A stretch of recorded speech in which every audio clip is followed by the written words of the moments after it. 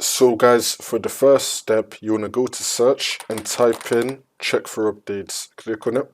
And now once you're on this, you want to click on check for updates. Make sure that your computer is fully up to date. For the second step, you want to go to search and type in CMD. Now you want to run it as administrator. And then click on yes. And now once you're on this, you want to type in sfc /scan now and then click on enter. And you want to run this scan as well. Wait for this to load.